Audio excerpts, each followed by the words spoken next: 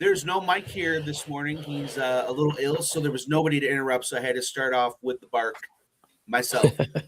You guys, we are live. Welcome to the Bearded Browns podcast. I am Gary Fair. I'm here with Sam LaCavera and Logan Bruce. You guys, welcome to the Bearded Browns. How are you this morning?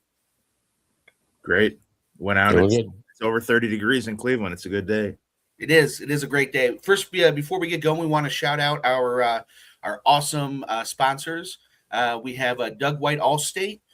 I want to shout out Lego Heads Barber Shop and Saloon out there in Berea.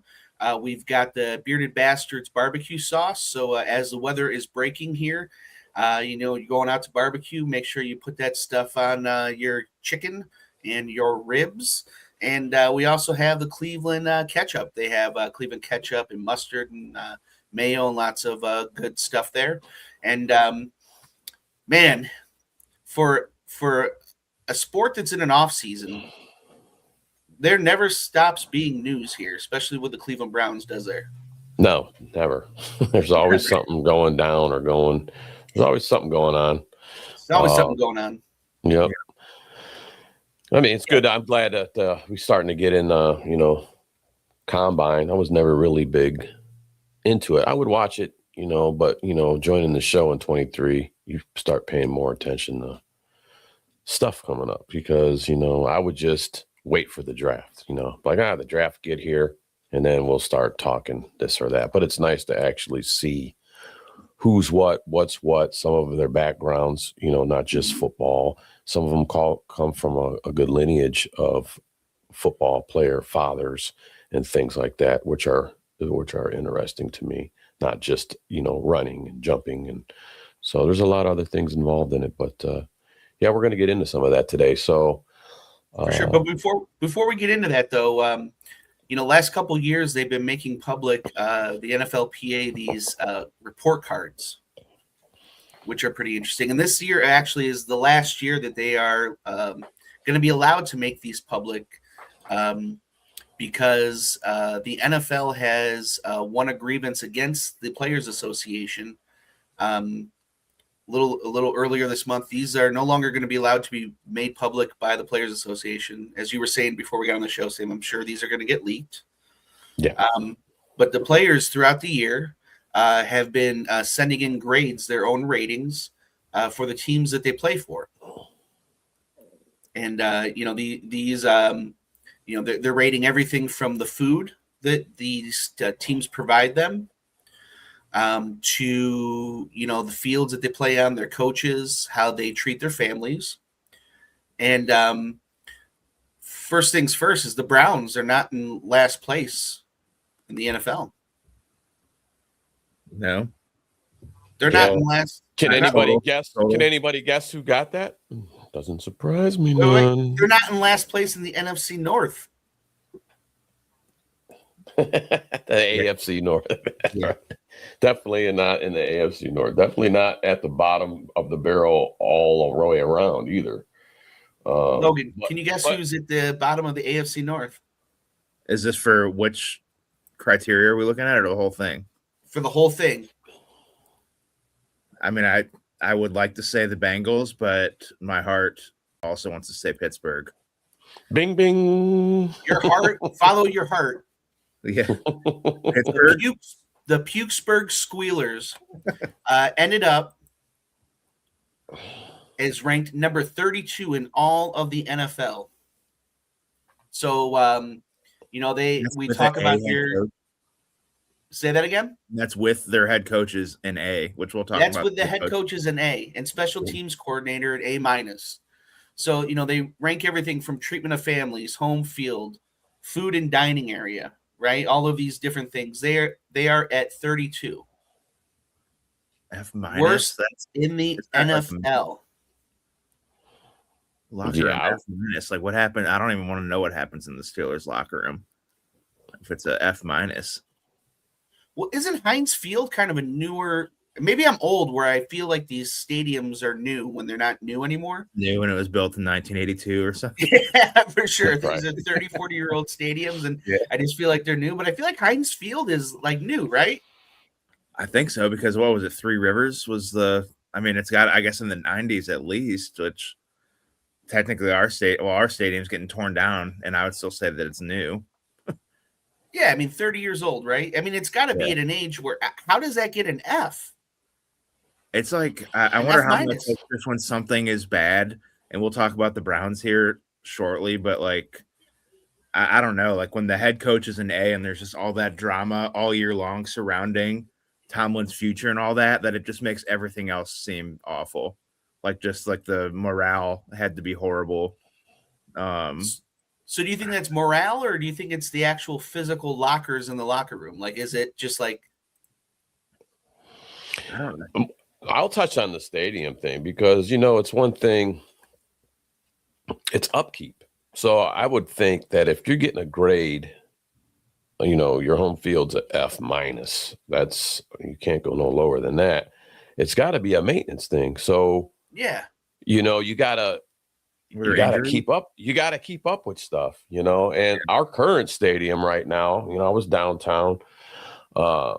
It's sad because you look at the east side of the building, it's got rust pouring down the side of it. Those are factors for me, paint it. It's upkeep, paint it. Nobody wants to. We already got the nickname the factory of sadness. So when I see that rust, it's like the stadium's crying too. You know what I'm saying? With the rust coming down, Yeah. but it's harsh up there on the lake, but it's maintenance. So I would think,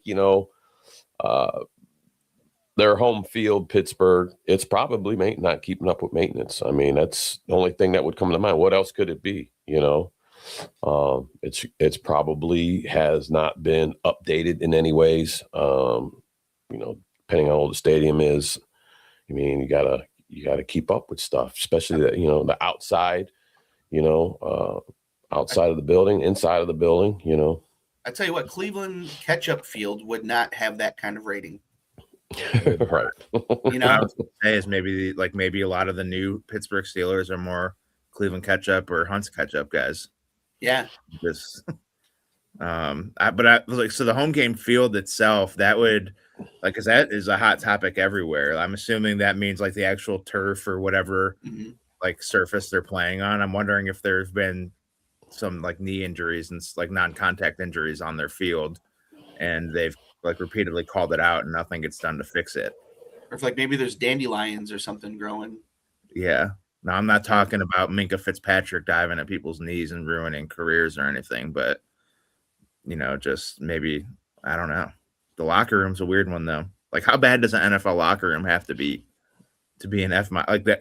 We would probably walk into that locker room and it'd be one of the nicest things we've ever seen. Oh, for sure. TVs above every locker or whatever the hell it is, and Well, especially too when it's like when you compare it to like what the Bengals have here. I mean, look, the Bengals have an A minus locker room, and the Bengals are notorious for like being cheap and not having good facilities, And then you go to the locker room here for the Ravens, and they have a B minus. Some of these ratings I just had I just wasn't ready for. that's why I want to know like what the difference is between the Pittsburgh locker room and the Cincinnati locker room. Like if you took all the branding off, like if we could walk in there and tell you what the difference was. For sure. Right. Is it like the difference, like the amount of PlayStations in there? Like what's right. what's the difference? Massage chairs? We should do that. We should somehow figure out get a tour of these locker rooms so we could let the people know what the difference is in these locker rooms and give our own ratings. Yeah, we'll have to Yeah, talk to Haslam and see if we can start with the Browns, do one of our episodes from the locker room. Yeah. Well, speaking of the Browns, here's the Browns ratings. So the Browns locker room was an F. Not an F minus though. Not an F minus. So we do have a better locker room than the Steelers. you know, it really stood out for me, and it's first on the list, man. Treatment of families. That's what I tell his wife. Yeah. Well, can you go back to like the Bengals real quick? Huh? Okay. All right. Go to Ravens. Just want to see this. Okay. Go to Pittsburgh. Great job, Gary, clicking through these, man. Yep. So the only one that's treating the families good are the Ravens. Yeah. So I was like looking at that. It's like, wouldn't you?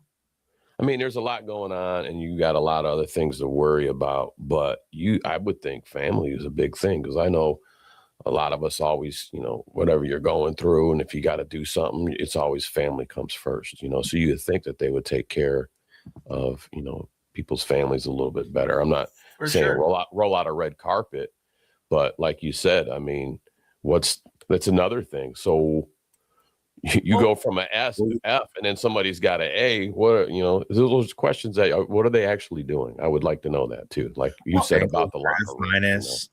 The Cowboys are. I'm just like, this might even be the wrong year, but like the Cowboys are an A. Atlanta was an A.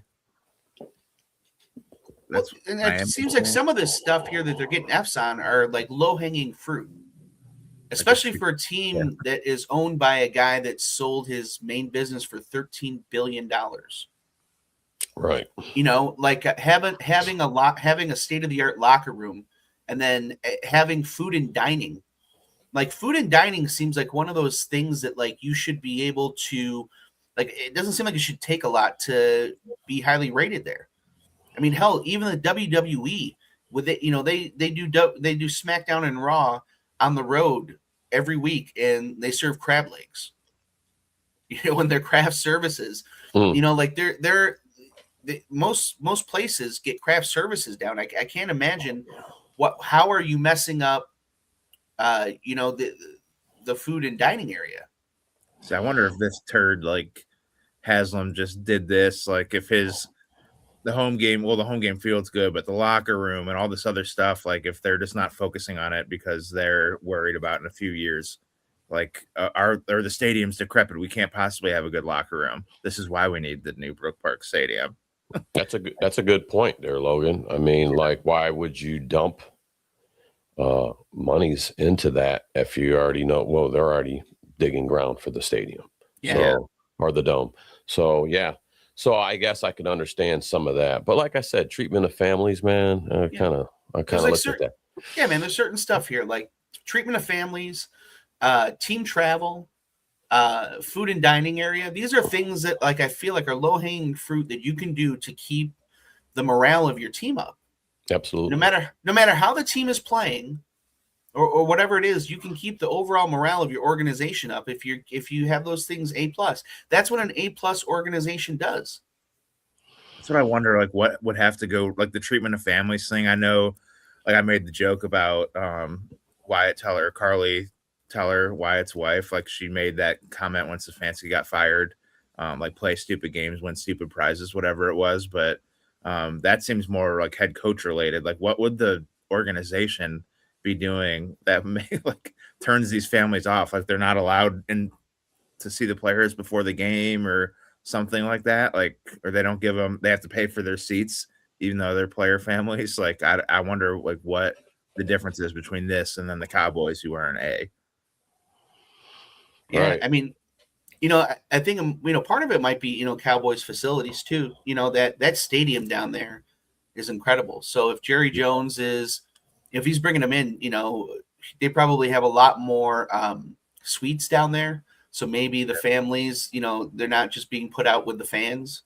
Maybe they have like players' family suites down there. Whereas here, I think probably in Browns Stadium, there's really not, you know, just The- gets the- thrown up on by some drunk guy in the yeah, Carly Teller probably has been thrown up on, like you Yeah. said, you know.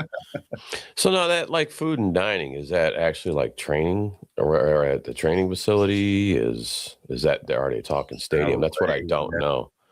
But I think that would be for the players. I would think food and dining. I would think because I think players grade some of this stuff here too.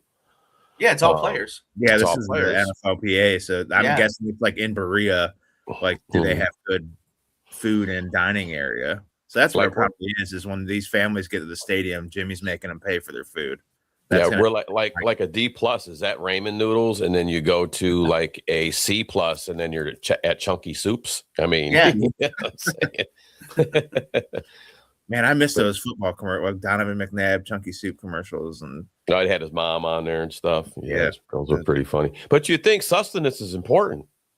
You know, if these guys are out there training and you're burning off calories, you got to put calories back in. It's kind of how things work. For sure. But you would think, I mean, sustenance would be a big part to keep, like, even that's a morale thing, man. It is. You know, if you're ran down and then you're sitting there looking at, you know, whatever they're serving these guys, and they're probably, because they graded it, you know, they're probably like, man, this food sucks. I mean, Now- it's a D plus. This food sucks. I wish we had this. I wish we had that, you know. Now, not to discredit these, right? But we're talking about all these different things. Now, the Players Association also is calling for an investigation into where the 49ers play, because it's right next to some sort of like power station. And they're saying that the effects of that power station is causing all of these crazy ligament injuries, right? And so the players who are asking for the investigation of this to possibly make them move the stadium gave the home game field an A-. yeah, Which I thought was leverage. very interesting. Like the NFLPA and the owners like rarely agree. It's kind of like with baseball that's coming up. Like anything you hear from the players, like about the salary cap, has to be negative. Anything you hear from the owners, like they have to argue on certain stuff. It's weird. It is, but for the players that to give it an A- and then ask for it to be investigated is kind of right. Yeah, that's what I'm saying. Like the players themselves, like the Niners players, seem fine with it, but then NFLPA, like somebody's whispering in their ear, like, but we can't just say everything's okay. We like let's complain about this. Yeah, it's super weird. So I think you definitely got to take these for what it is as well. You know, take these with a grain of salt. You know, but like we were saying before, I don't know what do the Browns do. And I think from last year's too that this report card is pretty much almost the same. I think it didn't change much in the same areas. A lot of the players, I mean, they've all said that Haslam, if you need something, he'll get it for you. So he will get you what you need. So like weight room type stuff. You know, they got, you know, the saunas. So you see where they got good, decent stuff, you know, weight rooms and stuff like that. But you got to go to Haslam and go, hey man, can we actually get some steak and potatoes up in here? You know what I mean? So, but I think part of the good ownership though is not having to ask for it, is having it ahead of time. You know, it should be already presented.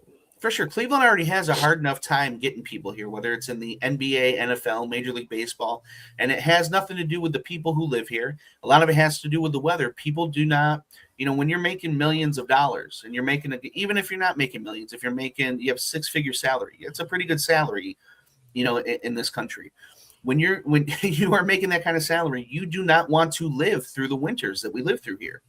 Yeah, you know, especially if you didn't come up through it and you didn't grow up here, you do not want to live through that.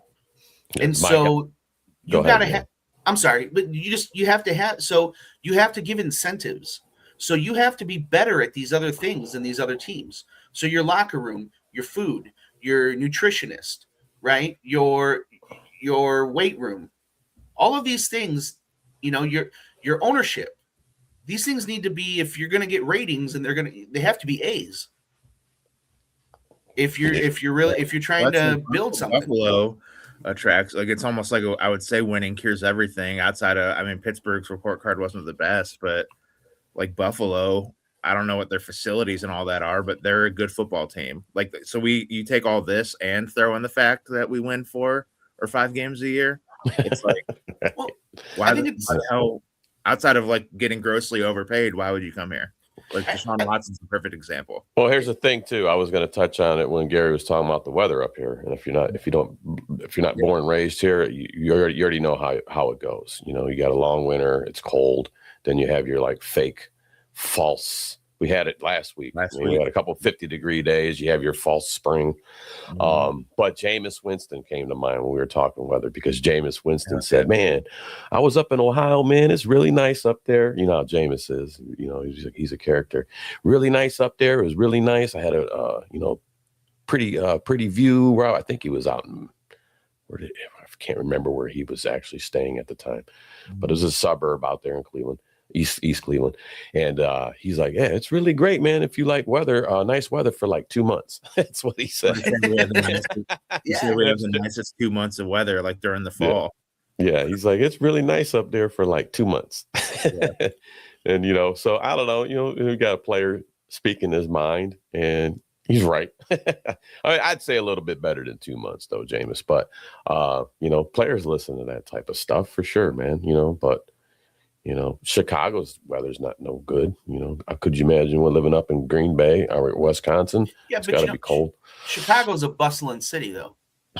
Yeah, Chicago has millions of people in there, and Chicago's is a different monster. A massive city. Yeah. It's I would say Detroit is. I mean, that's a bigger city than Cleveland, but like kind of the same vibes. Like just kind of 1920s. It was killing it, and now it's just a little bit different, like Cleveland. and I think it's going to be interesting in Pittsburgh now, especially when you go back and you look at their report card, right? Mm-hmm. And you see the rankings and you see what these players actually think of Pittsburgh and the organization. And now that Mike Tomlin is gone, Mike Tomlin was the draw there. And before that it was the stability. The Steelers were the Steelers. And it seems as though, that shine is gone off of that organization if you're looking at these ratings. They're ranking 32. The ownership is at a D-. The shine is off of that now. They haven't won a playoff game in a long time. It's going to be interesting to see if the Steelers become one of those organizations of the past. If they become, at one point in time, the Pittsburgh Pirates in the 60s and 70s were one of the top organizations in baseball, and now look at the Pirates. They're an organization of the past. Do the Steelers become that too? Do the Steelers come back down to earth? With the rest of the East Coast Midwest cities that aren't New York. I'd love to see it, but I mean, I won't believe it. I was going to say the same thing. I hope so. I hear what you're saying. I won't believe it until I see it, because it's like the way that just being a Browns fan is with Pittsburgh. Yeah, Bill Cowher left, so that was great. Then they brought in Tomlin. He was there for 20 years. And it's like, who knows, like if this new guy, like he might come in and be there for another 20 years, and they just. Yeah, Mike McCarthy's like 70 already, though. That's what, he has like 5 years in him. But we'll talk about my guy like that. That's who I wish we would have got. But hey, everybody wanted they were talking about, we got to get some young blood in here, coach wise. We got to start this new NFL here. But experience part, he's just 50. Yeah, but you got a Monken. So you ended up getting the older guy anyway. He was just not the older guy that I wanted. But, as things go on, I'm getting pretty privy to Mr. Monken there. Yeah. So I don't know. Like even back to the Browns, like I know the big thing we were talking, even I've just seen it like with all like on Instagram, Facebook, all that. Like the big highlight was the head coach ranking. He was dead last in the league as a C-, Stefanski. So I don't know. Like I just always think back to, have you guys seen the clip where Stefanski's like giving a post game like speech to the team, and he's like, I'd never lie to you guys. I told you guys I'd never lie to you. And Miles like gives the guy next to like give him a little side eye, like yeah, like and again, that might be taken way out of context, but No, I that's thought what the same I'm thing, dude. wondering. Expressions mean a lot, dude. And Where he when just Miles did said, it, like, when I'd Miles never lie went to you like, guys, and he's like, what? Like, that's what I think the whole team probably felt. It seems like the whole team felt that way about him.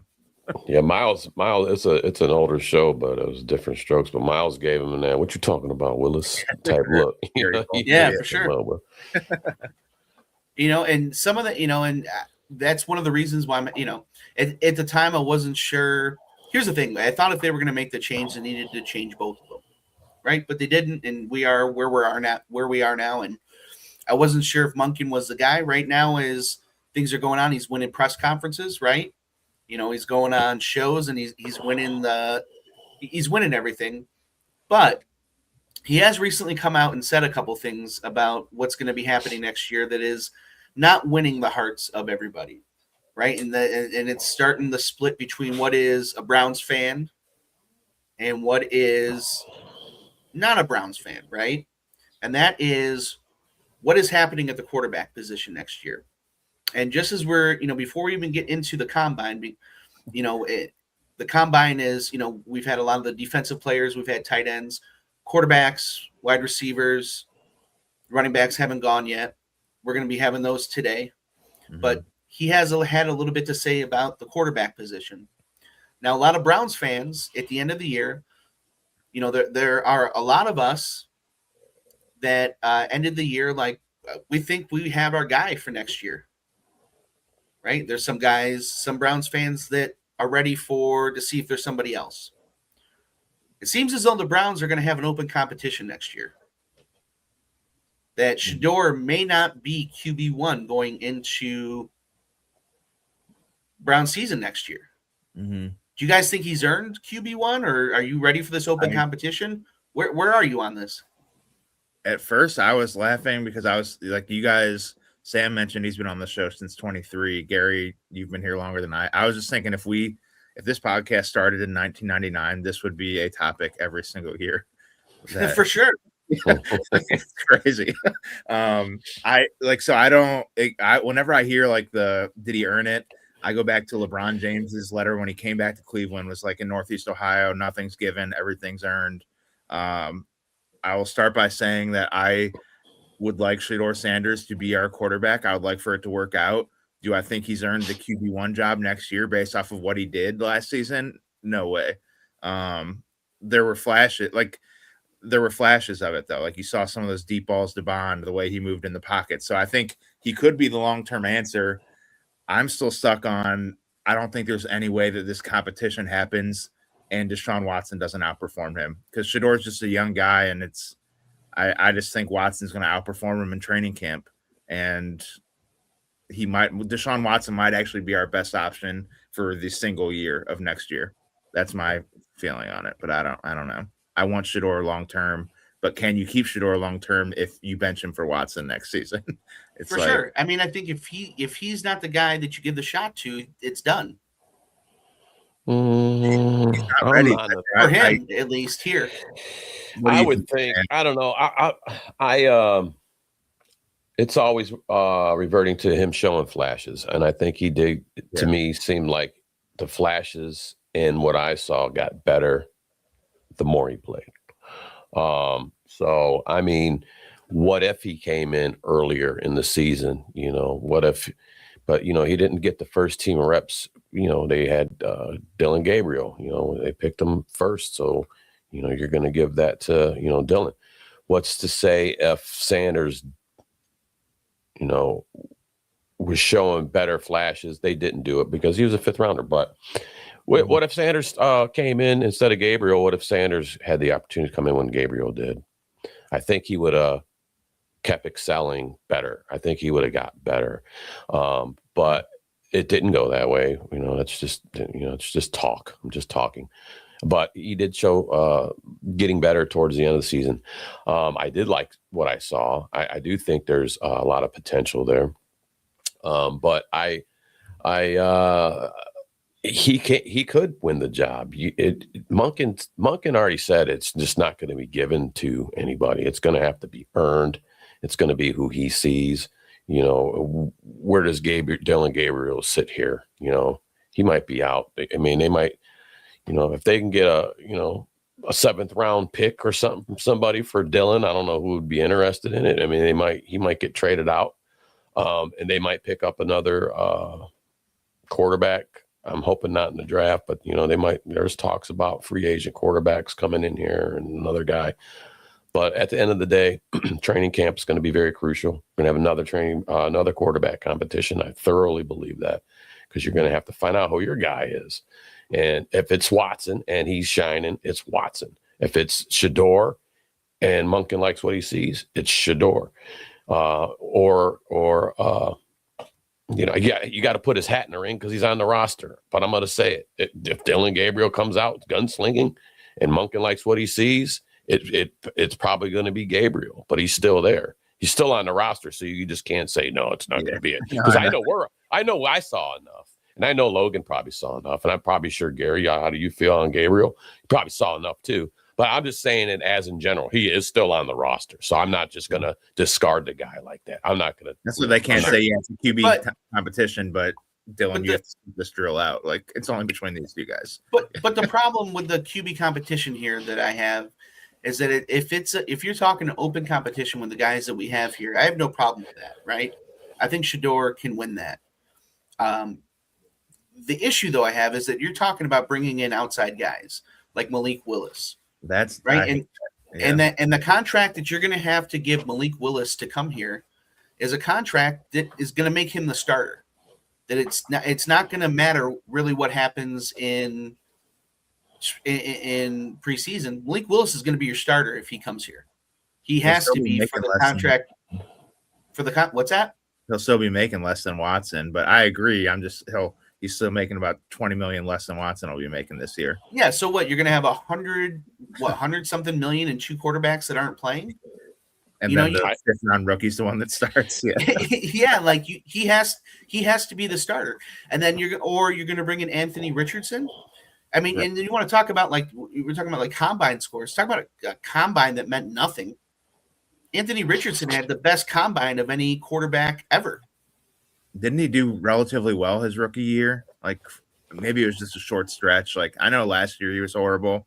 There was, and again, it might have been 4 or 5 weeks, but he was on the talk on all the talk shows, like First Take and all that. Like, he had a few games where he looked great. His rookie year, he had 3 touchdowns and 1 interception, and then in 24, he had 8 touchdowns and 12 interceptions. Yeah, but that 3-to-1 ratio, 3-to-1 year one, like that was. It wasn't even a ratio; it's just what it was. But it was 1 game, pretty much, or 2 games. Yeah, I don't like the Malik Willis stuff. Makes no sense to me. Again, and to be fair to Dylan Gabriel, because I'll say it with Shador and Watson, Dylan, we saw what we saw. The team was garbage and the play calling was garbage with him, just like it was with Shador. Malik Willis coming in, again, the play calling will change, but we're going to talk free agents and draft here in a little bit. It doesn't matter who the hell we have at quarterback if the best receiving option, and I like Cedric Tillman a lot, but if he's our number 1 guy because Judy can't catch. Or if we want to get into the whole our best receiver is our tight end conversation again. Until we you don't have a best receiver. But we'll you don't have a best yeah. It's just if we have $30 million to spend on someone, it cannot be another quarterback. That would be insane. I can't see. I mean, I can't even wrap my head around that. Okay, because we keep talking about it. Don't matter who you bring here if you don't have an offensive line. So with that being said, why the hell would you bring in another quarterback, especially if you're going to pay somebody that much to where, like Gary said, you're going to have to start that guy? Doesn't make any sense. Too. It doesn't make any sense. It makes no sense at all. I think if the Browns are going to do something and they're going to, start putting eggs in baskets, they're trying to get this line up, because this line right now, I mean, we have a rebuild on this offensive line, and you need, I mean, I could go down the line and I can do it real quick. Cam Robinson, Jack Conklin, Joe Bitonio is a question mark. We already know Wyatt Teller's out of here. Ethan Posick coming off a knee. or I'm sorry, Ethan Posick was recovered from a ruptured Achilles. That's bad. That's not a good injury. You know, that's tough.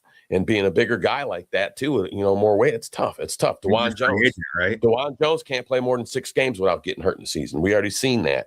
So if the Browns are going to spend some money on a free agent, you got to get a vet. I would think you need to go get that veteran offensive lineman, you know, and if you're going to pay money, I don't know if we can afford like the Lindenbaum.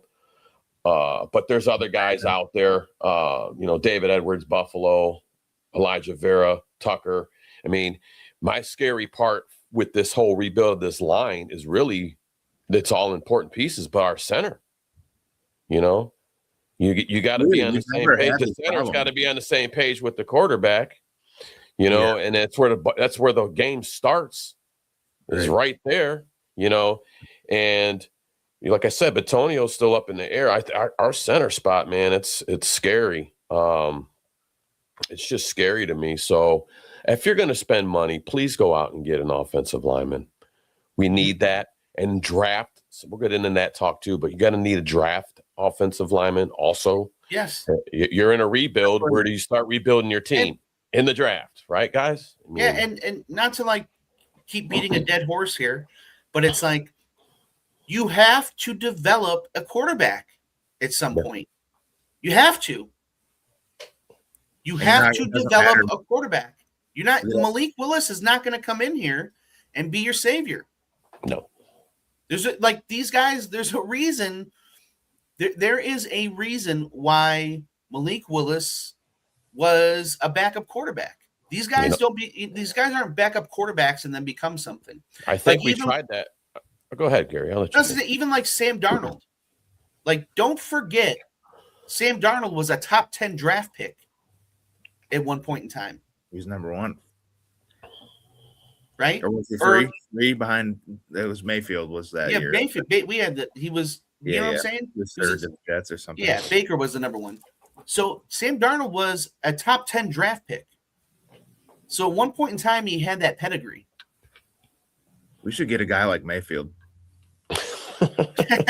Well, you were supposed to. Even him, though. Be your Gabriel. That was supposed to be your Gabriel, your supercomputer. But Mayfield, though. But hang on. But we tried that. I think we already flirted with that last year. You know, bringing in a quarterback, not developmental, because we had the 2 rookies. We had Dylan Gabriel. We had Shedeur Sanders. Oh, Kenny Pickett. That you're trying. Well, unfortunately, Kenny Pickett got hurt in training camp, so you know it was a competition between Joe and Pickett for that starting job. I firmly believe that. If Pickett didn't get hurt, who would have got the job? We don't know, but it was Flacco. So you had Flacco in here. I believe you were going to ride Flacco to try to get a little bit better. You already knew what you had when you had him here. He was able to win you games. You were going to get through this season with Flacco. You know, he's aging as a quarterback, but hey, he can win games. He's proven himself. The players here like him. He's already got camaraderie in the locker room. And then while that's going on, you know, you're going to develop your Gabriel and your Sanders. But that did not happen because Flacco was not playing well at all. Okay. So then you know what the team did. They're like, well, this ain't working out, man. We're just going to go ahead and start giving these rookies, plug them in. You know, we're going to plug in Gabriel. Well, it didn't work either because, you mean, lo and behold, we already knew we were going to have a line issues. Okay. Yeah. And that reared its head right away. And that was proven when Joe went to Cincinnati and started doing well. Mm-hmm. So, I mean, and then you I keep saying it, you threw these rookies into that ring of fire quick, way sooner than they needed to be for both them guys, for both them young men. So we tried that, but they didn't want to continue with that. I wish they would have not got rid of Joe. I mean, just stick with what you got and let's just go. That's, you know, because I'm a firm believer in these rookies need the NFL. It seems like they push these rookies out there way too fast. You know, years ago you sat on the bench. You know, Tom Brady was on the bench. You know, a lot of these guys, Favre on the bench. They didn't just come in and start. You had to learn the game. But there wasn't 300 of these podcasts out there now for each team demanding results. Like there's a lot more pressure on these teams and these players now than there ever was as well, which is, I think, why this happens now. Everything is faster than it ever was. And we drafted the most polarizing guy in the draft. Like, I know we started Gabriel first, but that felt almost like a little check off the box. Like, let's give him the shot first. Oh, yeah, he's underperforming like we thought he would. All right, it's Shador's time. Sometimes I'm a firm believer, if things aren't broke, why are you trying to mess with it? If sitting a guy for a year or two as a rookie, would get them better developed to be ready to take that QB1 role, and it worked back in the past. It's proven. Why don't you go back to some of that stuff? Why don't you do it that way? If it's the new future to NFL to hurry up and throw a rookie out there so you can sometimes this destroys their careers. That's horrible. Gabriel like might have had a chance to be a starter somewhere. Now I don't know if he ever. I don't know about that, man. Well, and I want to touch on something too. You really don't know what you got anyway, because the draft is a gamble. Okay, so some guys play well in college. They were great in college. They get to NFL. I mean, because that's a factor. They're just not NFL quarterbacks or NFL any position. They just don't succeed in that. So I don't know. I wish they had gotten some more time to develop, but that wasn't the case. So you can't bring another quarterback here. We got enough mess going around now. I want to see a Watson Shador competition. Okay. And best man wins. You put your best man forward, and then you go with that. So, Gary, you think if Watson wins that competition, Shador's time in Cleveland is done? Yeah. And I think opposite. That's why I like this show. No, I was just curious. I don't know. I find it very hard to believe that like Monken. It just feels like the Cleveland Browns way. Like Watson's going to finally look halfway like himself next year, and we'll at the very end of his contract, and it'll just be horror. It'll be the worst case scenario. So like Shador's development gets slowed down because finally our $250 million quarterback is playing like at least $100 million quarterback, and like we win 7 or 8 games, and it kind of just. I'm gonna say this now: if Watson comes out and he's winning games and he's looking like he's never gonna look like the Watson from 2018. Stop that! Stop all that. Them days are over. Them days are over just based on age for me, and Achilles and injuries. That's done. Okay. Arm injuries and shoulder. Those days are done. That's done. Okay. And I cannot see, even if he plays well, they're not re-signing that guy. They already learned their lesson. I hope to God they learned their lesson. If that's the case, then then he can't be part of the open competition, because right now the Browns, if the way they are doing everything is they are trying to get ready for that dome to open, and you're supposed to be getting ready for the future. So if re-signing him is off the table, which it should be, but if re-signing him is off the table, no matter what he does, then he's not part of that. He can't be a part of that competition then. So I know you're saying this is for next season, yeah, the way that the Browns are operating, but like as us who watch the games or go to the games, so next year just doesn't really matter. Like if we win or not, it's more about seeing if we can get ready for the dome. Like if we know Watson is one and done and we would win 10 games next year, do you think we would start him? No, I mean, look at what they've done with this team. You have no offensive line. You went into the offseason with no offensive line. Yeah. You don't have I think since no team has ever gone into an offseason allowing their whole offensive line to hit free agency like this since 1971 or something crazy like that? Yeah, since the merger. Since the merger? Yeah. So it's never happened before. It's literally never happened before. What's up, Quick Clips? Thank you for joining us again. Good morning. There's so how could you ever say that the Browns are trying to win next year? You know what I mean? I'm just when you said it, I got angry I think I'm just in disbelief that it's like, holy shit. Yeah. They don't care. Like if they win next season, they don't care. Yeah. That's what I think if all I was saying about the QB competition is that there's a chance that our best opportunity to win would come with Deshaun Watson. Is all I was saying. Like I think he might be the best option to win. But now if we don't care about winning, then maybe he shouldn't see the field. And yeah, I mean, I think and so for me, you develop Shador, man. And I want Shador to work out. I think it's healthy to go out there and say that it's a quarterback competition because you want him competing, right? But it's one of those things where like I don't know, man. His to lose type thing, like it's his competition to lose. Like it is a competition, but he's 1A. He's 1A, man. He goes in there. Listen, I've said this before. I will say it again. Every year we have quarterbacks that the Browns play that make these throws and do these things, and every year we go, man, I wish I had a quarterback that could do those things. And guess what? Shador does those things. He's just a young quarterback, and those other things you got to develop in him. The things that he doesn't do well are things that you can develop and teach. Yeah, like the timing in the pocket and shit. Yeah, like man. The other stuff that you can't teach are the stuff he does well. I do like him shaking the pressure and rolling out and throwing the deep ball. Man. I say it every time to Bond, like that shit. I'm just gonna start swearing now because we've been talking quarterbacks for too long. Well, it's. I mean, in a perfect world, yes, we want to have the next quarterback moving forward from now into the dome.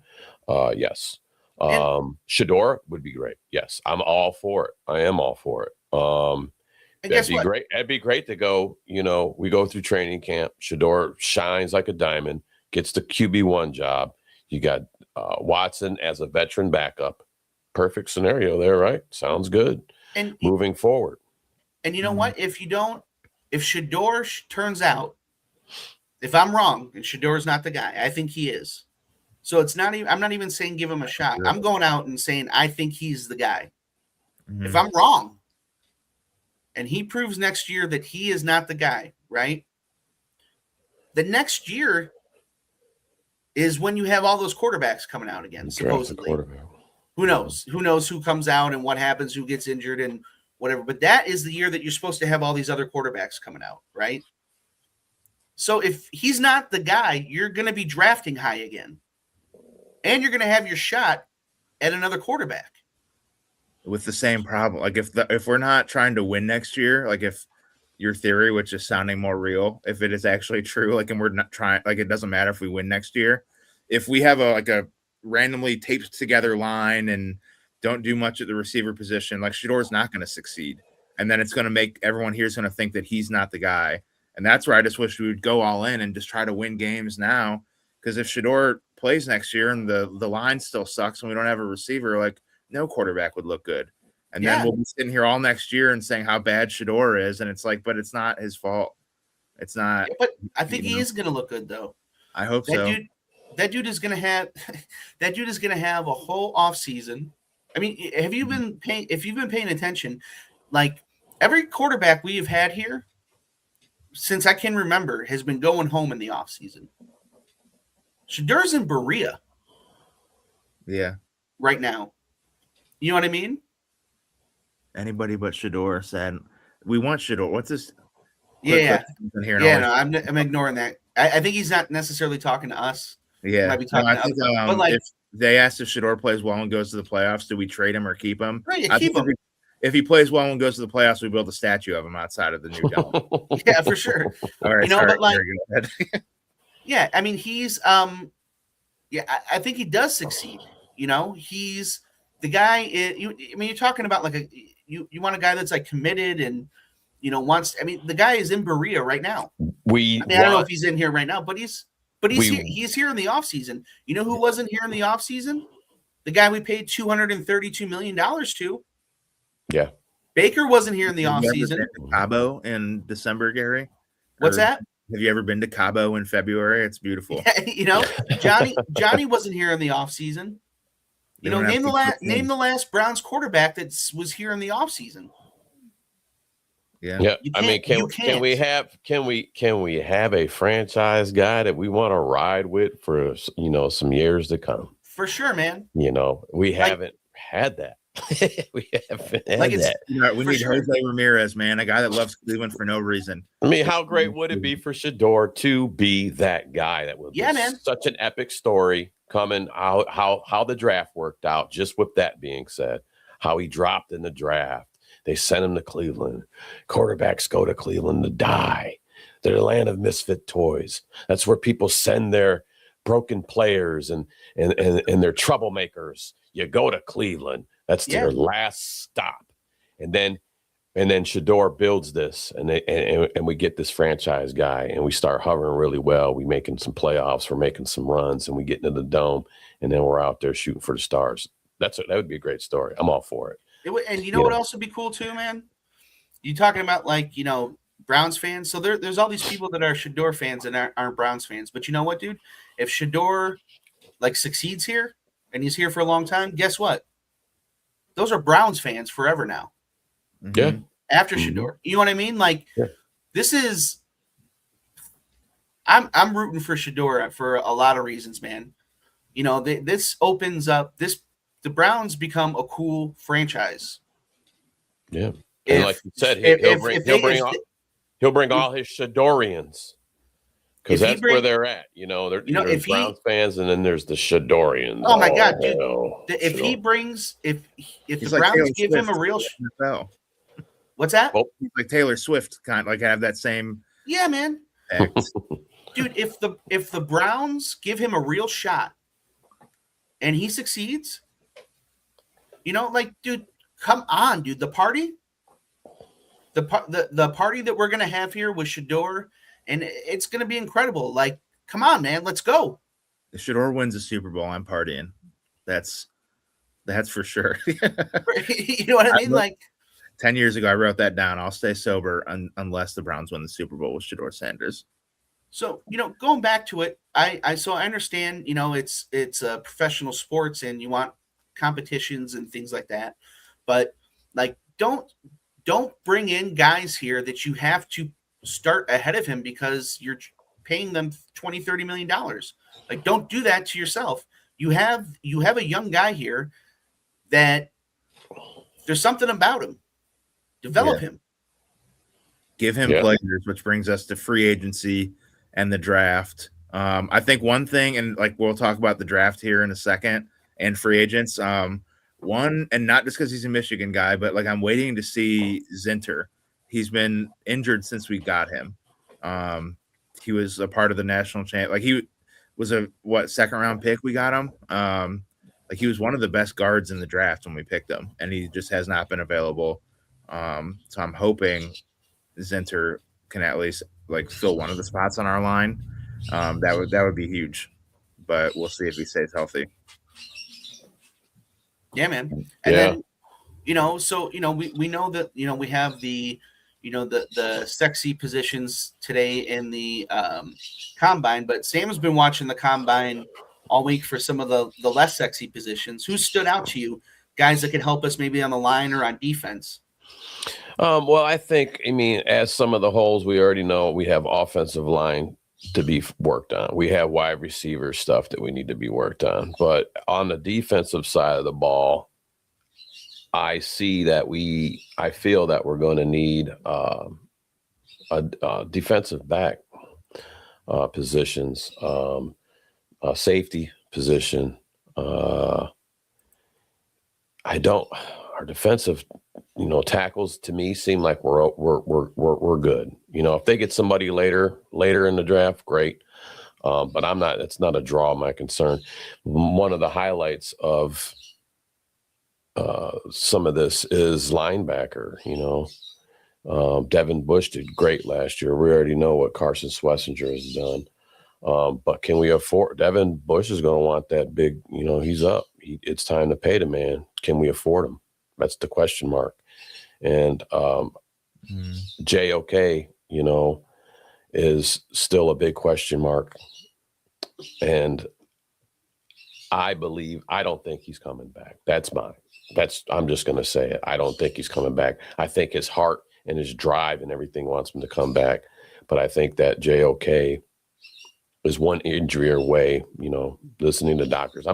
Now this is all speculation. Don't quote me. I'm not his doctor. I don't know. But I know if you get hurt and you have a bad neck injury, it's like a boxer. You take one more hit, you're done. They tell you that. You got to quit boxing. I think he could one more tweak to the neck and then he's riding in a wheelchair for the rest of his life. I don't know if I could. I would love to see him run out of that tunnel and like he's back with our team. But it's like, dude, I don't know. Just even as a fan, it'd be tough to watch. Like every time he tackles somebody, just almost like anxious for the guy. Like, you're gonna get up each time he tackles someone. Like I wouldn't. As much as I'd love to see him back, it's like you don't want to see anything awful happen. So maybe he should just. Yeah, and we all had that vision, man, because we've all said it, man. How awesome would that be to see JOK next to Carson and them getting out there and doing their thing, But another thing is too, if JOK was to come back, are you getting the JOK you had? Yeah, as like a linebacker coach. I mean, he seems like a really smart dude. Like I think bringing him on as a coach of some sort would be kind of a good middle ground. Keeping them around the facility for sure, something like that. Yeah, because like the last thing I ever want to see, and you said it too, is for him to have that drive and want to go out there and then something tragic happens to that guy. I don't want that to be his. I don't want that to be his story. I don't want that. So I mean, I think we're looking at we need we're probably going to need a linebacker in the draft. I think and as far as our like defensive backs, I really feel our need of is a certain area of it. We need like the nickel. So you need a nickel guy in there, and for nickel packages and dime packages. I think that's where I think. Is there anybody that has stood out to you in the combine that could fill those needs? Well, man, I like both them boys from Ohio State.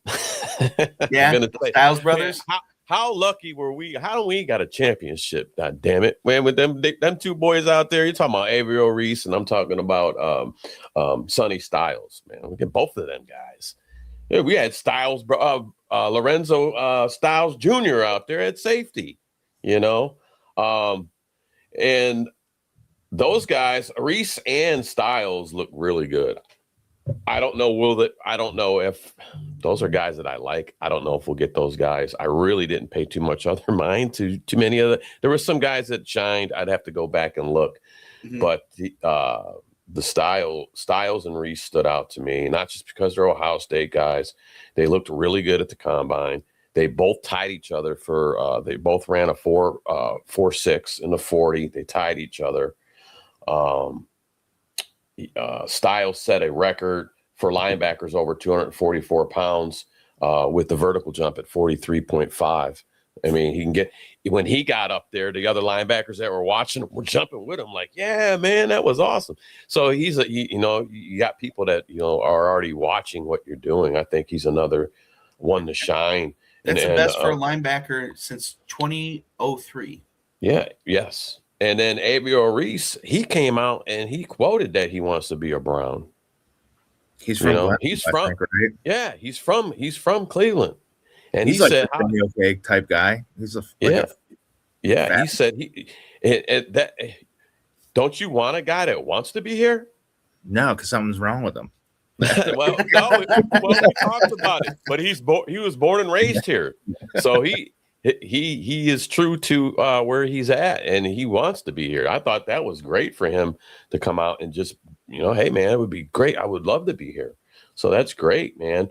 Those two are gruesome twosome, man, linebackers.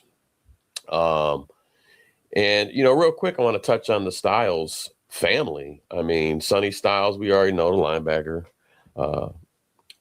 standout at Ohio State.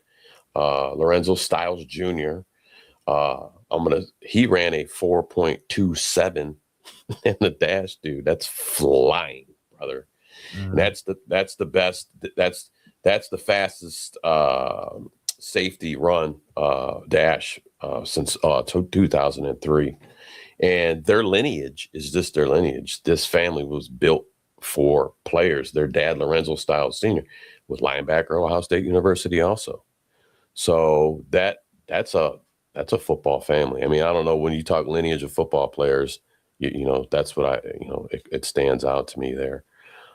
So, you know, I know we already talked about needing offensive linemen. We're going to need that. It's a big crucial part. If I had it my way and we just went with the draft that did not trade down, I would definitely take an offensive lineman at 1. Or at 6. I'm sorry, we're a 6 pick. And then I might flirt with either doubling up on an O-line guy at 24 or going for that receiver that's out there, because we do need help in that. So, you know, I would say O-line 6. I would go, I think, wide receiver at 24.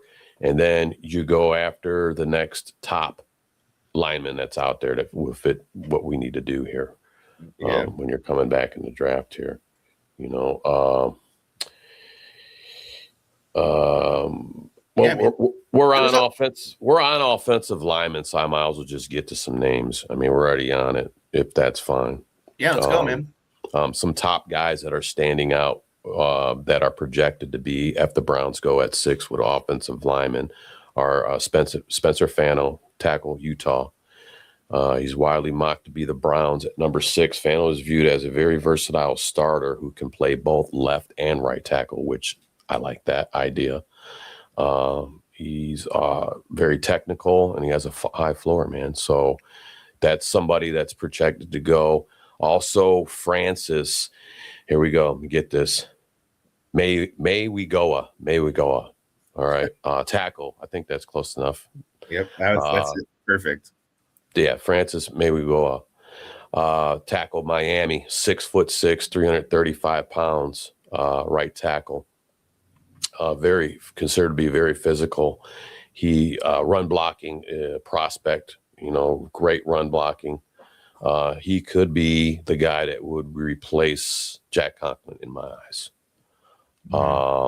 So I think we can go there. And then there's a bunch of others. So those are like my top 2 guys if we go at a 6. But also, you know, like Blake Miller, tackle from Clemson, Strongsville, Ohio kid, you know, strong candidate. You know, maybe later, like I said, if we go offensive lineman, then we go wide receiver. And I said, then you get your next top, you know, available offensive lineman again when you're coming back. Yeah, Blake Miller, Diego Pounds, another good one. And I mean, there's other guys down the line too. Caleb Lemieux, Utah tackle. There's going to be guys available later in the rounds. Austin Barber, Florida tackle, are on radars. They're on, you know, those are some guys that keep some names on. So later in the rounds, but the top 2 is going to be Fano and Mayweather. Francis Mayweather would be my top 2, you know. Who I'd want to go with. We actually, the offensive tackles get to go on Sunday. We'll see them. Today was going to be, today's combine is going to be, I think, in this particular order also, so it's something to look at. Will be running backs, quarterbacks, wide receivers. That's what I want to get to next. I'm not too worried about looking at quarterbacks. I'm not too worried about looking at running backs right now. So that's my next kind of target area to watch. But yeah, O-line guys, we know we're in a rebuild. Where do you start it at? You started at the draft. It's a main important thing this year. We have to get linemen, and I would like to see, instead of, we talked about it earlier in the show, and if you missed it, I'm say it again. Instead of going out and getting another quarterback to sit in this room and cause more chaos, let's not do that. Let's spend some money on a veteran offensive lineman, you know, and then bring in some young bloods. You know, you're going to want the young. Try to do with Conklin when we brought him in, and he just hasn't stayed healthy. Right. But yeah, there's some good free agent linemen out there. Somebody commented here, I think Gary, you pinned it for a second, that the Browns will probably trade back. It's probably going to happen. It seems like that's something that we would do. I wish we would. It might make sense to do it. It probably does, but like the fan in me just wants to just take the best player that's of our need at 6. Like, stop overthinking it. Just, again, if it's the receiver, like they're even saying like that Malachi Lemon, I think he's the USC guy. Like him there's the 3 top receivers. There's linemen that'll be available. like just take one of them. It's kind of my thought on it. Unless like you're only trading back 2 spots, because then one of those guys will still be there. But it's like don't trade back to 18 or 20 or something. Like just I take tell it. you what, I am so down on the Browns right now that Jalen Tyson's brother, was it Jason Tyson? Yeah. Oh, he was the other one. Yeah, him, Carnell Tate, and Jordan Tyson's the other Jordan receiver. Tyson. Jordan Tyson, right? So taking him, Jalen Tyson is like said, like, oh, you know, drafting my brother would make me a better basketball player. You know, he's been kind of like a standout breakout for the Cavs. If drafting his brother to the Browns would make him a superstar for the Cavs and get them closer to a championship in the NBA, I'm for the Browns taking him to get us a Cavs championship. You know what I mean? Yeah. I mean, the Browns are never going to win one. We might as well just everybody works together to get one of the other teams. For sure. Maybe Hassan can donate some of his money to Dolan to spend on free agents. Let's go, man. Yeah. Let's go. I think Tyson was like for a while he was like the clear-cut wide receiver 1, and now it's a little more of a gray area. Like obviously here, like Carnell Tate's name comes up all the time because he's a Buckeye. I'm sorry, Logan. I'm cutting you off, man. Go ahead, buddy. I'm sorry. No, I was just saying, like, not that I don't think Carnell Tate is the wide receiver 1. I just know we hear about him more often because most of like people in this area watched him every Saturday. But like Tyson's brother was like the clear-cut wide receiver 1 for a while there. I don't see if they decide their need is a wide receiver. I mean, I already said I want an offensive lineman first. You know, that's our need. That's our rebuild. You know, we can work with what we got. We will still be able to get there's still good wide receivers out there.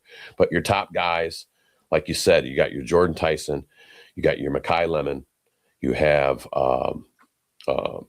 Carnell Tate, in which if the Browns, us at 6, Carnell Tate ain't going to be there. I already think I know where Carnell Tate's going to go. He's going to go Giants.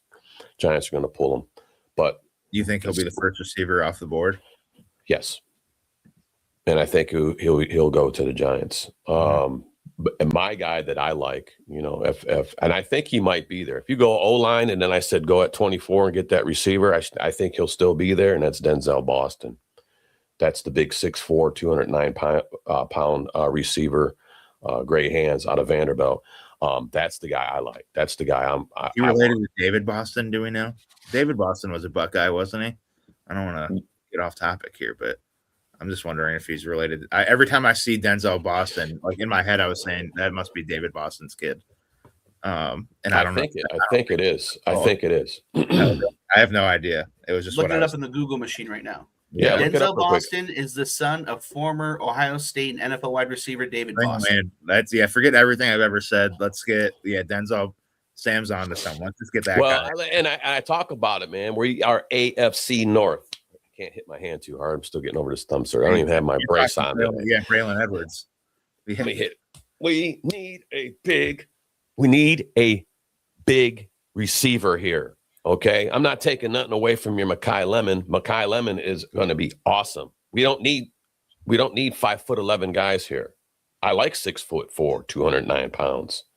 I like that. Okay, that's intriguing to me. That's very intriguing. We need a big wideout. Okay, if he's out at X or wherever, you need it. But why didn't he go to Ohio State? What happened there? What's that? Why didn't he go to Ohio State? Isn't David Boston and Ohio State great? Yeah. Who knows, man? He's Vanderbilt. I tell you what. I know if he had gone to Michigan, his son would have gone to Michigan. That's all I'm saying. Yep.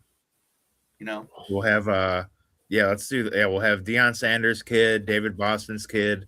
You know, like the 6'4" tall receiver. You know who we should have got is Mike Evans when we drafted Johnny Manziel. You know who would have been nice to have with Johnny Manziel would be his 6'4" college teammate instead of Corey Coleman. Yeah, that would have been great too. Yeah, that would have been really cool if we just drafted the future Hall of Famer instead of Corey Coleman. Yeah. So that's the one thing that stands. As much as I love Braylon Edwards, he had one good season, kind of. But like the Corey Coleman thing, like scares me from wanting to draft a receiver in the top 5 or 6. Yeah, I want to correct something because I have another guy. That's how I got the colleges mixed up. Denzel Boston, University of Washington. So I'm correcting that. Yeah. Because I have a tight end that I really like too. We'll get to that. But Is it Eli Stowers? Yes, sir. Yes, sir. I like he's going to be a day 2 pick. Yeah, I like him. Here's my thing, and it's not more tight ends at receiver. Let's go. Well, no. I think that you could take an Eli Stower. It's rare that it happens in this position where you take a tight end and you make him a wide receiver. Mm-hmm. I think that's the kid that you can do that with. I watched the footage. They do line him up on the wide out. He's great in the slot position. He's not known for pass blocking. So I'm strictly talking about. Okay, we don't block here. Well, no. Well, what I mean is I'm strictly talking about taking him and converting him over. You know, he was a quarterback. They turned him into a tight end. Okay. Now take him from a tight end and put him in that receiver spot. Quarterback? Yes, he was a quarterback. What was his 40 time? He would have been great with Stefanski. He ran a 4. He's pretty quick. He ran a 4.5, a low 4.5, which he's got good speed, great hands. He can get separation. I think that he can be that guy too out there. I think you could take a guy. At a 4.5, is he getting separation against linebackers or is he getting separation against? No, he's out there getting on the cornerbacks. They've lined him up out there, like how we did Fannin. But I'm strictly talking about taking this guy and making him a wide receiver in the NFL for the Browns. All I heard was make him a quarterback as soon as I saw that. Stefanski could have had some. Imagine the wildcat passes with this dude. Well, you get players that come. I'll bring up. You get players that they convert over to different positions. All right, you get quarterbacks become wide receivers.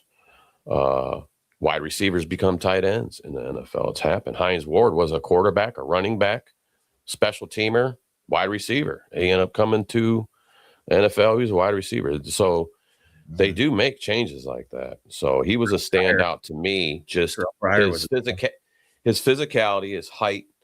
He's not too big. He's big. He's big. He's what am I got him written up? He's 6'4", 239, almost 240. Sam just loves him some. But hey, we have a D- here at the food, so we can thin him up a little bit. So and we can get him. I think we can get him out as a wide. Maybe he's not close with his family too, so he doesn't have to worry about that because we won't treat him right. right. But he stood out to me. I really like the kid. But I think we do with David Njoku being gone out of here. We are going to have to find a tight end. But if we're going to go strictly tight end, we need a pass or we need a run blocking tight end for sure. I don't want a guy that we're going to have to work with and make him. Even David Njoku, when David Njoku got here, he was not known for the blocking. Yeah, and he had to work on that. And when he left, he still wasn't. Can I say something real quick? Because I missed a couple weeks ago when all of this happened. I want to be the only person in Cleveland, it seems, who's truthful on all of this, and happy to see David Njoku go. David Njoku was overrated. They should have traded him when he asked for the trade years and years and years ago. And in my book, when you are a Cleveland athlete and you ask for a trade publicly and things get out like that, you're done with me. I just want, unless your name's Myles Garrett, unless you're Myles Garrett, you know what I mean? But like, you have to overcome that, David Njoku, when he asked for that trade, was nary in a position to be asking for that trade and really did nothing ever after that to justify being the highest paid tight end in the league. No. He was overrated and really didn't do much for this team. So happy trails. As far as being a Brown forever. Well, I think deciding factor for David was seeing Harold Fannin come in here, and he already knew that he was going to be playing second fiddle. I mean, the next young guy's coming in, and he absolutely shined last year for us. If you put him a hybrid tight end, where we go back to that, but you could line him up anywhere. He did really good and excelled. David's not going to want to play second fiddle. Betting. Listen, David Njoku, I bet is not playing football next year. Oh, he'll be on it. I was going to go the exact opposite, and he's going to actually look like that first round pick that we used on him. I don't think so. I think he's going to. Who has room for a super athletic tight end that doesn't catch the ball? The Browns. That's it. I mean, you couldn't see him go to Cincinnati and Joe Burrow, slings the rock. I don't know. It's just I can see. I'll tell you, if he's going to go in any division, I can see him being a Steeler. Yeah, I can see him being a Steeler. They got their big tight end out there, Washington. He's he was, I believe, a defensive tackle turned tight end. So things do happen here. Or he might have been an offensive lineman, but he's a big guy out there for the Steelers. But being big as he is, Washington, the tight end from Pittsburgh, you're going to need a rotational guy. And I think David Njoku would be a fit over there for them. When you have guys that want to be here, you keep them. When you have guys that don't want to be here, unless they're Njoku was one of those guys, man. Yeah. That's right. I like them. I don't have a problem with them. Actually, every week I would put $5 on a Njoku anytime touchdown, and I lost a lot of money doing that. You sure did. you sure did. Yeah. I'm not going to take nothing away from David. I like David Njoku. Yeah, I don't have a problem with him. I'm not going to wish ill will on a guy leaving here. I don't wish him ill will. I hope that he goes and finds another home, and I hope that he does well wherever he goes. Man, thank you, David Njoku. I hope his investments go well, and he has lots of pretty women, or and his food is really good, and his you know what I mean? I hope everything in real life goes well. Football wise, he was a disappointment here. And as most of them are, though, it's not just him, it's all of them. Gary just hit the ejecto-cito cuz button on the Njoku. Yeah, for sure. But you know what? Yeah, for sure. Not everybody lives up. Not everybody lives up to everything. But when but the fact is, man, is that the timing of what he did. We were coming off of those 0-16, 1-15 seasons. We were rebuilding, right? We had all of this noise going on at that time with, the coaching stuff, OBJ, right? All of that stuff that was going on, right? Mm-hmm. And he had come out of nowhere with that noise for no reason. And the Browns shut him up with that contract. And he didn't live up to half of that contract. Yeah. He created an issue that really was he created another issue for that team that was in a position to win and was a detriment to that team. And then became, I know what you're saying. You know what I'm saying? Goodbye. Have a good day. Yeah. Good luck somewhere else. Yeah, he wanted to be a top tight end paycheck, but he wasn't without being a top tight end. But I was just going to say that, but he wasn't playing top 5 tight end football. And the Browns were in such a position that they were afraid that he was going. They thought he was going to be, and they were afraid that nobody else would come here, and so they gave it to him. Yeah. And I've watched the dude's off-season workouts. He does not stop working out. For sure. But I also do want to say he's been in the league for a little while now, and at the tight end spot, 8 years. You're getting beat up because you typically your tight ends are bigger guys, and it's going to take more than 1 or 2 guys to bring you down. When it is a smaller defensive back or something, where do they usually get the tight end at? Knock him out at his legs. So you get beat up. You get beat up at the tight end spot, and I think David, he slowed down. I think he looked slower last year. He looked a lot slower. So, like I said, our saving grace is not going to be a tight end. So it's all right, don't waste our money there. What were we laughing? We were laughing at a comment. I missed it. Yeah. Quick clips. He's right. He's gone now. He can't hurt me anymore. I know. I just wasn't here when it happened, so I had to get this off my chest. Until he, like Sam or I said, he goes to Cincinnati or Pittsburgh, and twice a year he hurts us in different ways. But it is what it is. I don't know. We have more problems to worry about than our tight end number 2. So I like the Denzel Boston thing, man. Now I'm going to be on that train for a while. I like him. I think that's somebody that we can acquire at that. If we go O-line, I think, obviously you can get him at 6 if you decide that that's where you want to pick from and get a wide receiver. But I think he'll also be around at that 24 spot. So yeah, that's if we can trade down to like 12 even and get another second round pick out of it and like draft him there. Or, I don't know. It's tough. Like if the line isn't there, it doesn't matter how good our quarterback or receivers are. And it's like very uneventful or unexciting to draft linemen, but we got to do it. There's no question. Yeah, but like I said, when I was talking about my guy from Vanderbilt, Eli Stower, I'm talking about converting that guy to a different position of a wide receiver. When we do, because we are going to have to draft another tight end, because that's how we got on this David Njoku talk. Fannin is great. He's going to need backup guy. We're going to need backup. We still got Whitehart. We still got guys there. But we're going to need, and you're going to need a blocking tight end. You're going to need a guy that's a tight end that is known for blocking. Okay. Because we're going to have to run the football, right? So, and there's some guys on it. You need some big bodies out there blocking, There's a kid from Stanford, Sam Roush. He's a big bodied guy, 6'6", 267. Out there, that's a big guy that you need in that blocking scheme for running backs. Then you got physical, you need physical tight end. We got our hybrid. We got our hybrid tight end. Yes, Sadiq.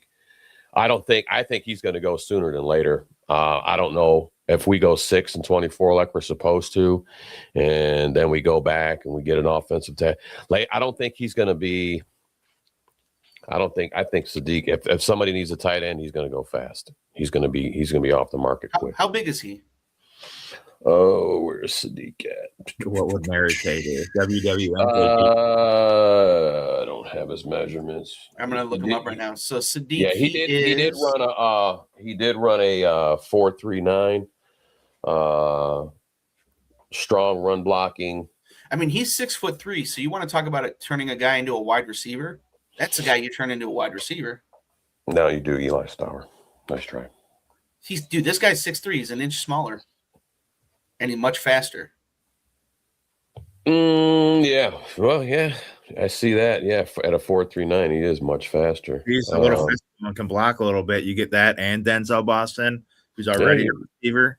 I can see all of a sudden we're a physical team. I can see what you're saying there, but I think that guy's going to be off the board fast. I don't think you're going to be able to get him in a later round. Tight end Sadiq, I think he'll be gone sooner than later. I think your Stower will be out there. Who else out here? Justin Jolly, like I said, that Sam Roush from Stanford. I think those guys will be there. I think let all the tight ends. Sadiq is the number 1 tight end to get picked this year. First one to go. Tate be the first wide receiver to go. So this kind of leads us into our last segment here. Needs and wants, right? What do we need? What do we want? Logan, we'll start with you. What do we need? What do we want here with the Browns? I mean, the needs, I guess, are obvious. We need wide receivers and linemen. That being said, there is, like Sam, you mentioned, linebacker is like kind of a sneaky need that we have. The guy I want is from Texas. His name is Anthony Hill Jr., I think it is. I've watched a few Texas games this year. I think he'd fall. I think he's like a 2nd round or 3rd round pick right now projected. I think he's a sneaky guy that we could bring in. Might not have the immediate impact that Schlesinger has because that was kind of out of this world. But he'd be a guy that I think the fans would love. Obviously played for Texas. He was, a big prospect and everything. So, I just love offense though so much. I just want an exciting receiver. I'm so sick of us trying to get by without that. Like you look at these other teams, like they go out, they get the quarterback, and they get him a really good guy to throw to. Like, stop overthinking it. Just get the again, if it's Denzel Boston, who's the fourth receiver on the list, though, like just get a receiver in the first round. I don't give a shit who it is. Just get a receiver in the first round. That's my feelings on it. Like, kind of just to shut everybody up and say, okay, even Corey Coleman, like as bad as he was, it was like kind of like the Watson thing. Like, at least they tried. They tried to go out and get a playmaker. Not trying to get the second and third round guys to be wide receiver ones. Get the wide receiver one when they're normally drafted. So that's my unpassionate take on what we need to do. Just have somebody that can catch the fucking ball. Please. What about you, Sam? No, Watson needs, man. We already talked about it. We're rebuilding an offensive line. So that's a want and a need. That's real simple. And I brought up two guys' names that you can get in that number 6 spot, I believe, is Spencer Fano, or you go with Francis Mawugoa. I can't wait to figure out how this is pronounced. Mawugoa. I'm sorry, Mawugoa. So you go with that. That's what you go with. You know, you got to have a line. Like we said, we don't care if Shador's playing stellar and don't have a line. He's not going to be able to get to that pinnacle because you don't have the line. So that's a want and a need for me, is that offensive line. Now, if you go ahead and, like I said, if they go 6 and 24 and they take 2 offensive linemen, I'll be okay with that, because that's a problem here. I do want them to take Denzel Boston. I think will be available at 24, because your next thing to fix, we've talked about, is wide receiver spot, and you need a guy. So I think you go at 24, you take the next best wide receiver at that spot. Offensive lineman 6, 24, you go with that receiver. Coming back, attack that offensive tackle. You take the next top offensive tackle that's ready. You get this line fixed so we can see Shador play at his best. Instead of having to extend plays because he's got no time to throw the ball. Yeah. And also, it's not just about being able to get this line to where we can pass protect. You got to have a running game, dude. So we need guys that are going to be able to go out there and push guys down the field and pancake press them, so we can get holes for Quinshawn, which I want to touch on Quinshawn real quick. Quinshawn is out of the boot. Quinshawn is ready to heal. Quinshawn will be ready by training camp. Mark my words, he'll be ready to go. And I think you're gonna have the same Quinshawn that you had before you got hurt. But you got to need these offensive line guys to open up running games too. So it's very crucial this draft. We need to focus on offensive linemen. So that's my want and need, you know. And then Denzel Boston at the receiving spot. And real quick, go ahead. One thing that kind of like has flown under the radar, I think, even when I'm just like, when we're looking at the team in general, is special teams. I know that I think, what is it, Rashid Shaheed, the guy from Seattle, the kick returner, he's a free agent. He's also like, he's a smaller guy, so he wouldn't fit into the Denzel Bostons of the world, but he also made tons of plays for Seattle on the offensive side of the ball. But I think having like that electric kick returner, punt returner guy again, like just from watching nobody on the team can catch, I guess, except for our tight end. But like watching the kick returners fumble and not get any, like that would be a game changer, I think, to get one of the top returners in the game. Well, I'm not sleeping on. I think Isaiah Bond is going to be spectacular. Also, he might be able to do this. Yeah, I think if you use Larbadan, how you need to use Larbadan would be spectacular. Also. Oh. Well, and these are slot guys, you know. So I think we got plenty of that. Unfortunately, we're going to have another year of Jerry Jeudy.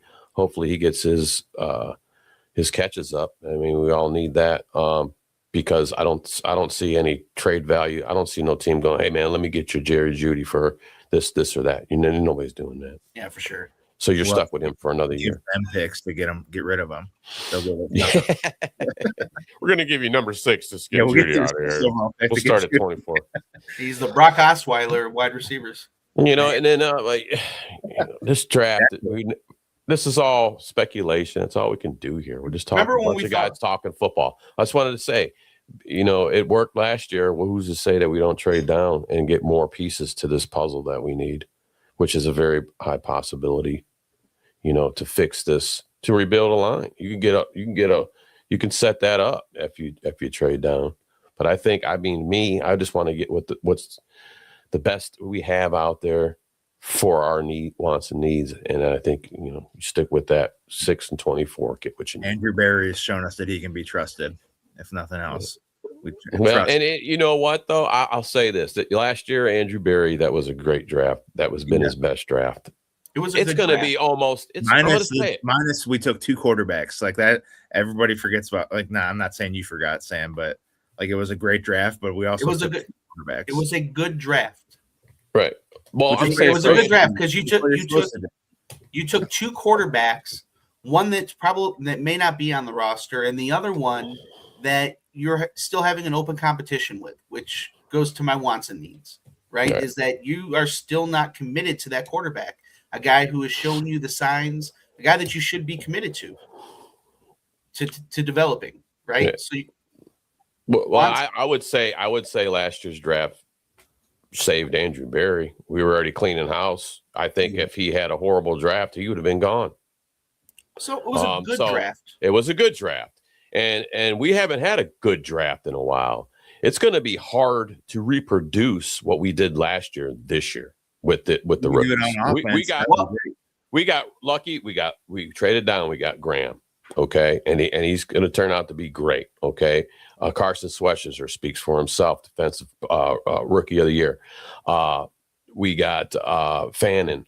I mean, that's just 3 guys. I'm just going to rattle off right there. That's going to be hard to repeat again. Sam, let me tell you something. When you got to rebuild. If we can't repeat that, then he needs to go.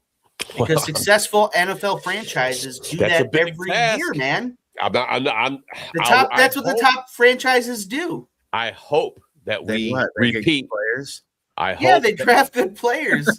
They hit on their first round draft picks, and then like the places where we hit on our top draft picks this year is where they hit in the 4th and 5th round.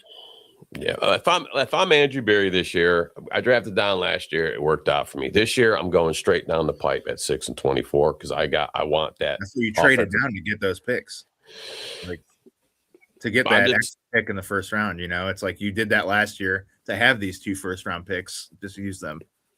Is what I'm. If that's sorry to cut you off, Sam. I was just. No, you're good. No, you're good. You're good. I just know that we're going to need fresh young blood at this offensive line, and it's going to start here at this draft. So, I mean, do whatever you got to do to make that happen. Yeah.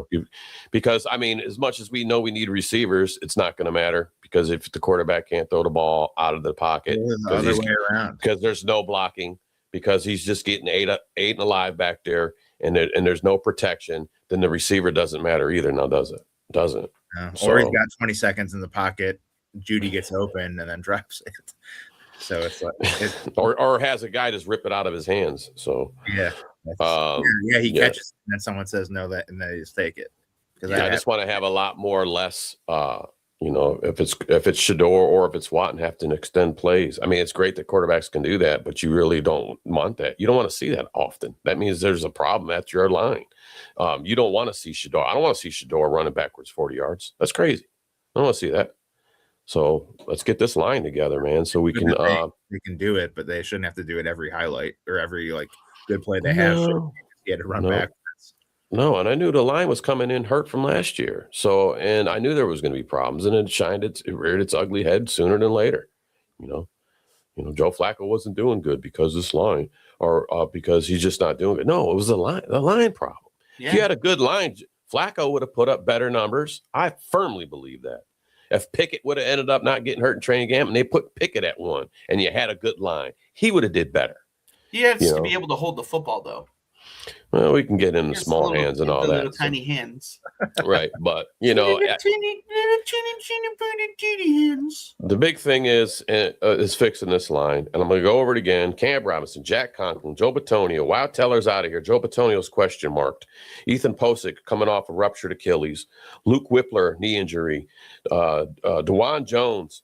Lucky to get 6 games out of him. Always hurt. I put that in my notes. DeJuan Jones / always hurt. those are guys. I mean, that's a rebuild. You're looking at a rebuild. You need to focus on that for long-term replacements here. And, Yeah. So I'm telling you, keep an eye on Zach Zinter. He was going to be a first-round pick, but he got hurt. Let's see. Again, it might just be because he's a Michigan guy, but let's just hope let's just hope we don't get no more Jedrick Wills here. So that's what would have also been cool that year when we needed the left tackle is if we just drafted the guy out of Iowa that won the award for best left tackle in the league, or in college, who was Tristan Wirfs, who is now Baker's left tackle in Tampa and consistently the best left tackle in the league, instead of trying to outsmart everyone and drafting Jedrick. That would have been Well, I'll say if you free up some cap space, and there's ways to do that. I can go over that real fast. You restructure Watson's contract. You restructure Denzel's contract. You're going to get from last year's season, because of Watson getting hurt, you can get like $3.5 million. Don't quote me.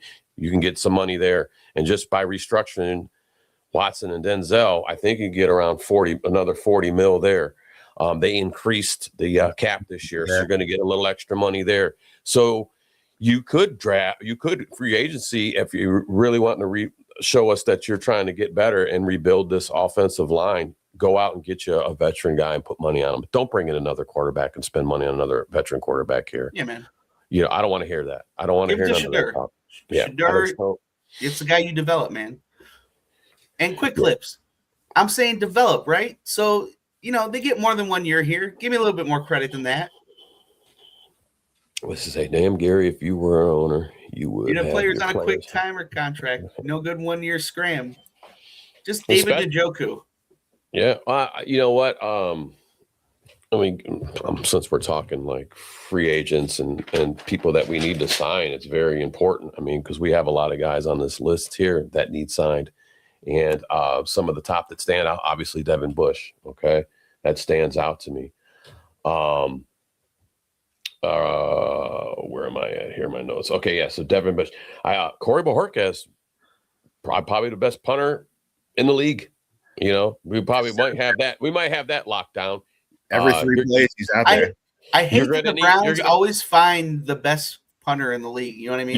You're gonna need him back. I mean, Smits, I think he resurrected himself last year. He had a lot going on too, man. That kicker had a lot going on. He lost his mom for the season to she had a brain aneurysm, so he had a lot going on. He missed that field goal in Cincinnati, cost us the game, but he was able to bring himself back out of that darkness, man, and his teammates stood by him. I remember Shedeur when he needed to kick that field goal against who's the team, but Shedeur was on the bench and he's waiting for Smits to kick, waiting for him to kick that field goal to win that game, and he goes, he didn't forget. He knows. They doubted him. They ain't gonna doubt him again. And he came back and he won that game for us. But that's another guy that you need to sign.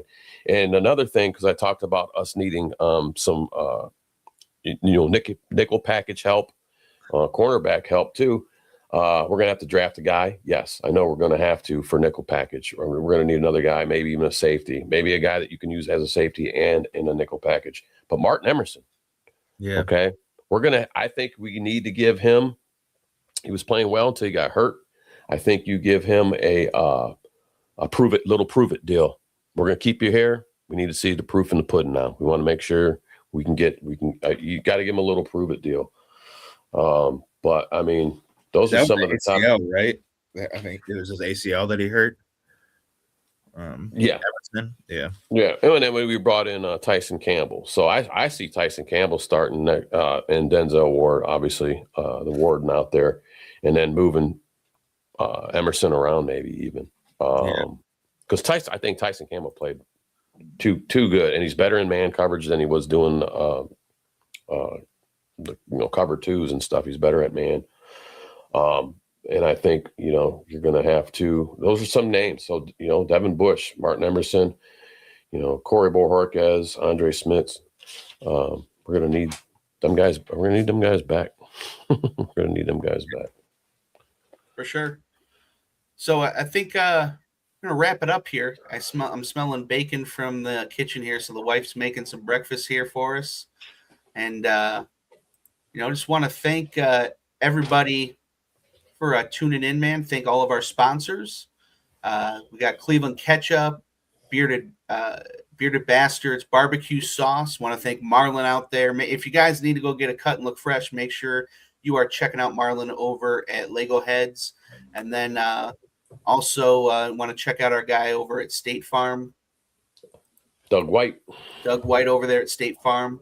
Thank you guys all for listening, and especially, man, I want to shout out to Quick Clips. You are here every week, man, commenting, supporting us. Thank you very much, man. Thank you everybody for commenting, supporting, checking us out. We are back. We're back here next Saturday at 10 a.m. We also have the Tuesday show with Chad and Angel and Mike if he's feeling better at 7:30. We'll be back next week talking more about what we find out on the what we see in the combine with quarterbacks and wide receivers and all of that good stuff. And I'm sure there'll be more Browns coverage and more Browns news because there always is. And until then, man, go Browns and Go Browns. free agency coming up March 9th, I believe. So there will be some talk going on there. All right, guys, let's go. Go Browns. Go Browns. Later.